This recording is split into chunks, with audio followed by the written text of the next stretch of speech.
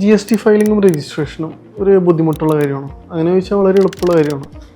ഏതൊരു സാധാരണക്കാരനും ഈസി ആയിട്ട് ഫയൽ ചെയ്യാവുന്ന രീതിയിലാണ് ശരിക്കും പറഞ്ഞാൽ ആ സൈറ്റും ആ സിസ്റ്റവും ഒക്കെ ഡെവലപ്പ് ചെയ്തിട്ടുള്ളത്. പക്ഷെ അതിലെ ബുദ്ധിമുട്ട് എന്താണെന്ന് വെച്ചാൽ കൃത്യമായിട്ട് അപ്ഡേറ്റ് ചെയ്തുകൊണ്ടിരിക്കണം. കാരണം ജി എസ് ടിയിൽ വളരെ ഡ്രാസ്റ്റിക്കും ഡൈനാമിക്കും ആയിട്ടുള്ള ചേഞ്ചസ് വളരെയധികം വന്നുകൊണ്ടിരിക്കുകയാണ്. നമ്മളിപ്പോൾ പേപ്പർ എടുത്തു കഴിഞ്ഞാൽ ആഴ്ചയിൽ ഒരു ദിവസമെങ്കിലും അതിനെപ്പറ്റിയുള്ള ഡിസ്കഷൻസ് ഇല്ലാത്ത വീക്കുകൾ വളരെ കുറവായിരിക്കുള്ളൂ.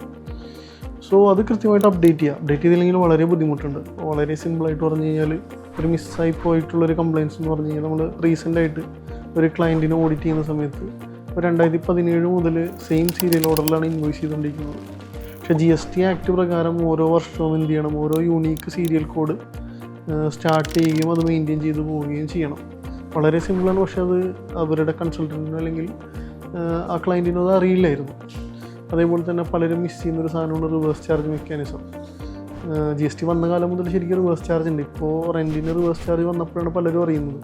ഇന്നും റെൻറ്റിൻ്റെ റിവേഴ്സ് ചാർജ് പോലും കൃത്യമായിട്ട് അറിയാത്ത, അല്ലെങ്കിൽ അറിഞ്ഞിട്ടും അത് ഫോളോ ചെയ്തില്ലെങ്കിൽ കുഴപ്പമില്ല എന്നുള്ളൊരു ധാരണയിലിരിക്കുന്ന പലരും ഉണ്ട്. പക്ഷെ അവർ ക്ഷണിച്ചു വരുത്തുന്നത് വലിയ ബുദ്ധിമുട്ടുകളായിരിക്കും.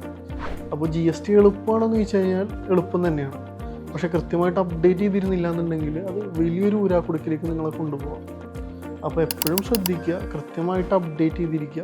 ഇങ്ങനെ അപ്ഡേറ്റ് ചെയ്യാൻ റെസ്പോൺസിബിൾ ആയിട്ടുള്ളൊരു പേഴ്സൺ അത് ഏൽപ്പിക്കുക.